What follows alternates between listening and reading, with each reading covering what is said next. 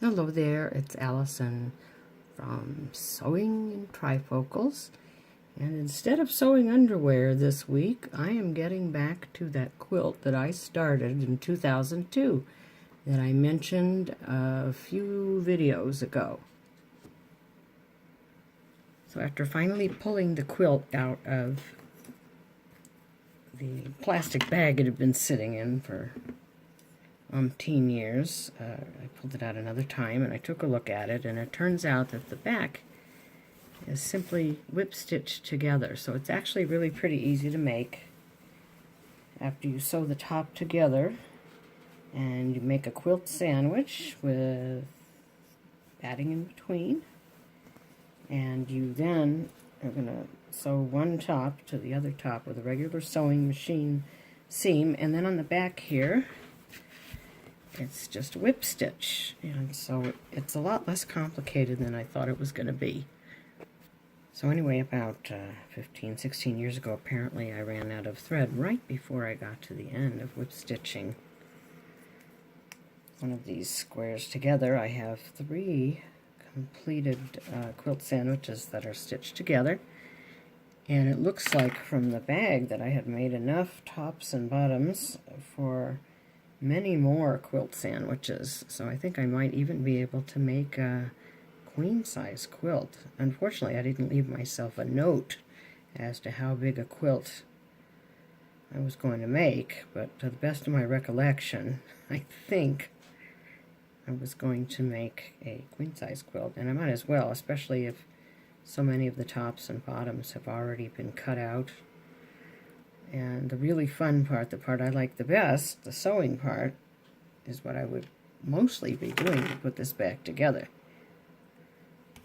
So anyway, what I'm doing now here, I can get this piece of thread off my finger.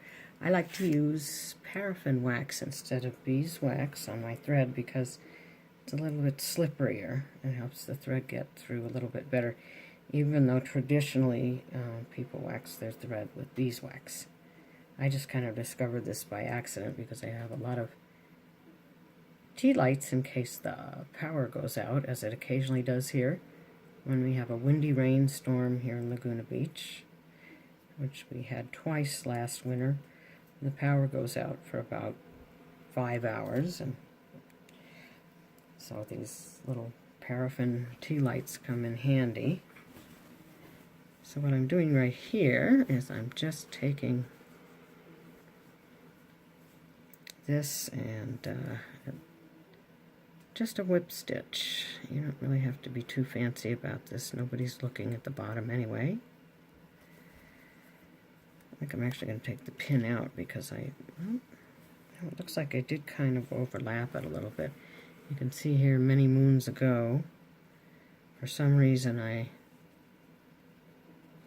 that side is bigger than that side. I have no idea why, but it looks like I overlapped it a little bit. Just stitch it together. So I might as well finish it the way I started it.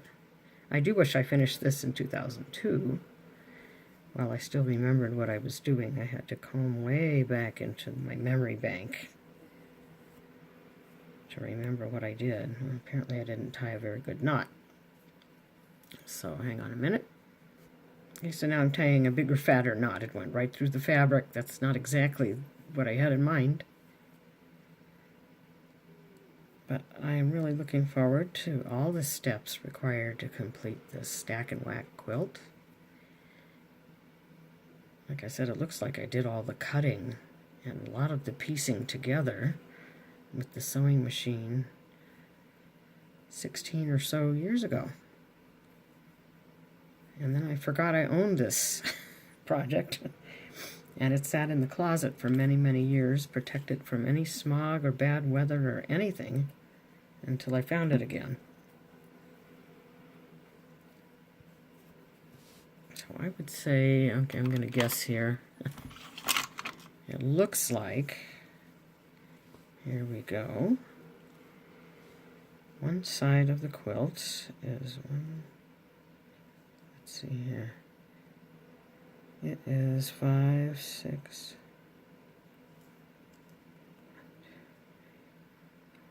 7, 7, 8. So it is 1, 2, 3, 4. It's 6/8 wide. 6/8 of an inch wide. I have no idea why. Maybe it was supposed to be 5/8. And then the other side, I think, is supposed to be about 1/4 of an inch, or more or less, maybe 3/8. Again, I have no instructions to know what to do here, but it looks like that's what I did. Apparently I'm a little bit off on this square. We will fix as we go, since this is the very first pieced quilt I ever made in my life. Now I seem to have misplaced my needle. Here it is. Anyway, I guess perfection, that's what God does. We humans do imperfect but charming things, so I think that's what this quilt will be eventually, is imperfect but charming. So now I'll just pin this back together.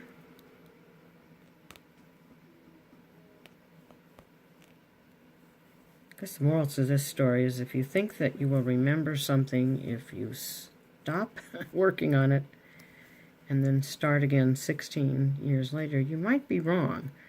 So you might want to just write down some instructions so that when you come back to it, you can pick up where you left off. Fortunately, I still have plenty of Gutermann thread in the shades that I was using way back when, because sometimes thread companies change their colorways according to what is fashionable at the moment. I did read a good piece of advice one time, that whenever you're making a garment, when you buy the fabric, buy the matching thread and plenty of it at the same time, because new thread colors and new fabric colors are often introduced at the fashion shows every year, and you might be in a bit of a pickle because the color that you picked the year before for your fabric, well, maybe that color might not be popular by the time you get around to working on it, and they might not have that color thread anymore. It's probably a pretty unusual case, because if you go to your Joann store, you see a mountain of different colors of Gutermann synthetic thread, and then you see the cotton and polyester thread by Coates and Clark, and that's in a ton of colors, but it could happen, so it's good to plan ahead. And every so often Joann has a sale, half off or 40% off on thread, and it's a good idea to stock up then, because thread is one of the most expensive things that you buy, probably next to patterns, which are ridiculously expensive these days. They're $16 to $20 a piece. At least many times they are a multiple size pattern, so at least you're getting good value for your dollar, and if you gain or lose weight, you're still okay. But I still remember back when patterns were 79 cents or $1.25 or something like that, and so when they started to become more expensive, that was a big shock for me, which I don't think I'm used to yet, even though they've been expensive for a while. So anyway, here I've just closed up the part of the bottom of the quilt that needed stitching up. I'm just going to make a little knot here. And then I need to load up my sewing machine with some of this gold thread, because I do need to stitch 1 or 2